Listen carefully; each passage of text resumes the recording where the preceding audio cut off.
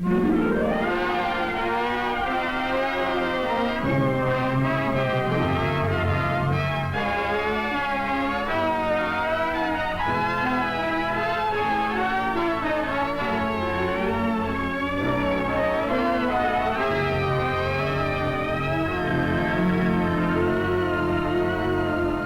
know it's not tomorrow yet, but come on in anyhow for a moment. This is the place we call our Hall of Wonders. Really quite a place. This is filled with things that people have wondered about. Let me show you some of them. For example, one day a fellow struck a couple of stones together and he got some sparks, and he wondered if there wasn't some use for those sparks. And there was. Fire. Here's a fellow who wondered if there wasn't an easier way to push that big heavy log along the ground, so he put some small logs underneath it. He found a way. Now we call it the wheel. Here's a very famous wanderer over here, Mr. C. Columbus, a gentleman who wondered what was over the horizon, and the man who went and looked and found the world's greatest and most beautiful real estate development. Then the American pioneers, they were wanderers too. They kept wondering what was over this mountain range and the next mountain range. In fact, we Americans have been wanderers since our very first days. We've not only wondered, we've dreamed about things and dared to do something about those dreams. We've made those dreams work.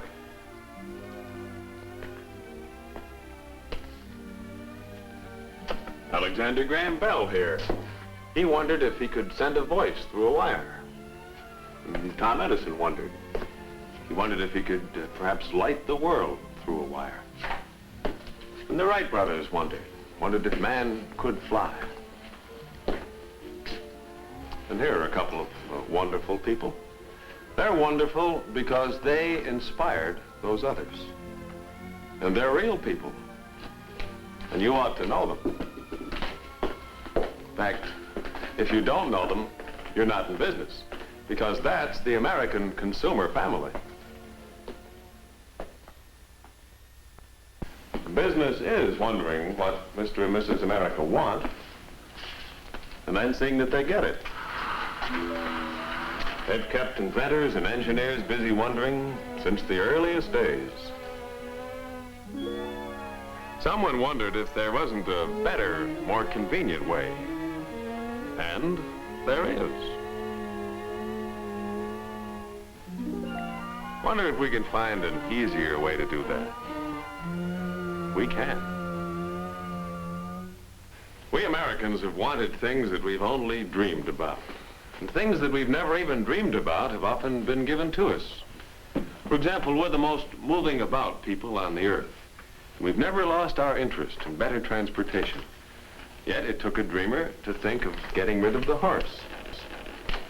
Into the automobile have gone more engineering, more designing, more know-how than any other product in history. Yet it took dreamers, hi dreamer, to do this job, starting way back. Let me show you one of the ideas that a dreamer had for the car. To keep from scaring other horses, he put that on the front. You really did. Oh, and then there was this delight, the hand crank, you remember? This kept engineers happy for years, trying to figure out some way to get rid of it. They tried clockwork and compressed air and rubber bands and gunpowder and whatnot, but they didn't succeed until one day, many years ago, when an early General Motors research laboratory engineer named Charles Kettering, who was a very practical man, decided to try one of his inventions, which he called the electric starter. Well, of course, now we use the little key instead of the big old hand crank.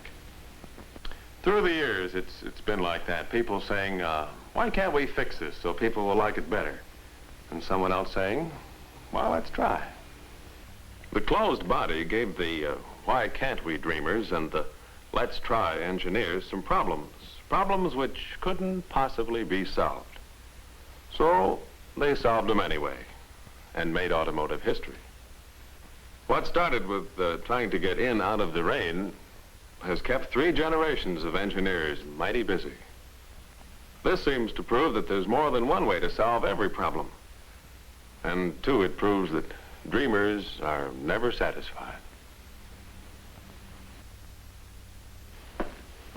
You know what this is?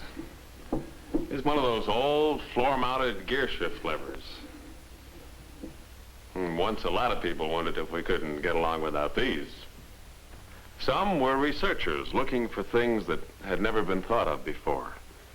And their slogan was, I wonder if we can. Design engineers developing new ways of making things better said, well, let's try. And production engineers, seeing to it that new products could be manufactured economically, they said, sure, we can make it, but we have a few improvements. Still others were testing engineers, making sure that the new products are safe and dependable and durable. And many, many times they said, it works, but we can make it better.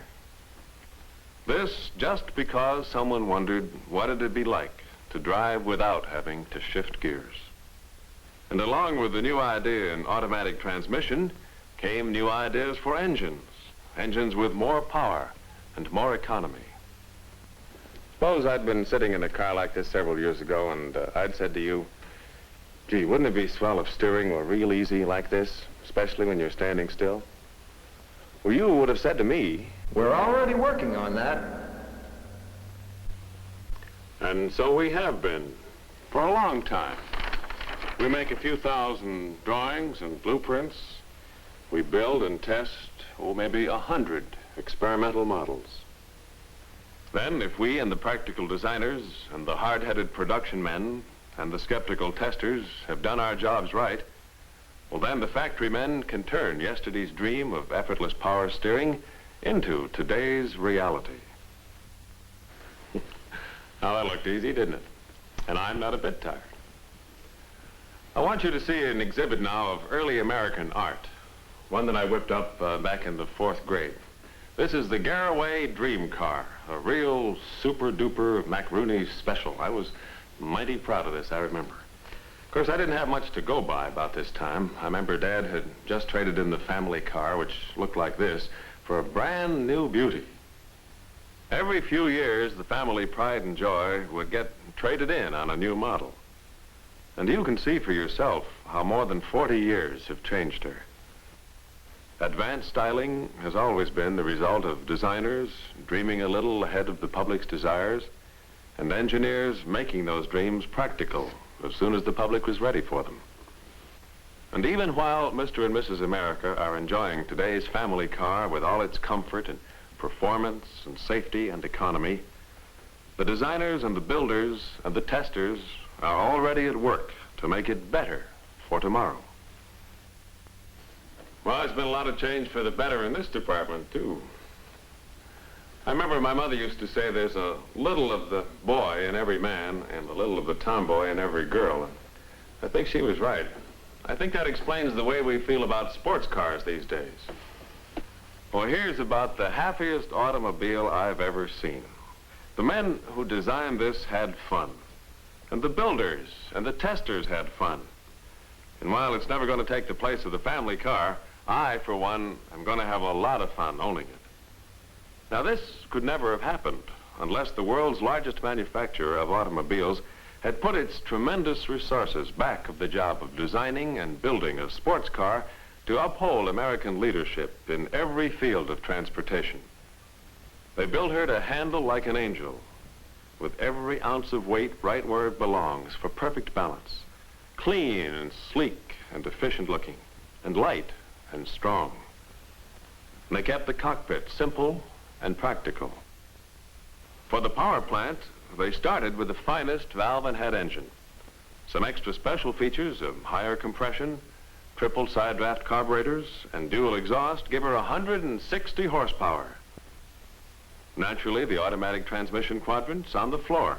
That's in keeping with sports car tradition. In addition to the speedometer, there's a tachometer to measure engine revolutions. They call her Corvette, and she belongs to the highway just for the sheer and simple joy of driving, for the open road and the country byway, for Mr. and Mrs. America in a carefree mood. Boy, what a car.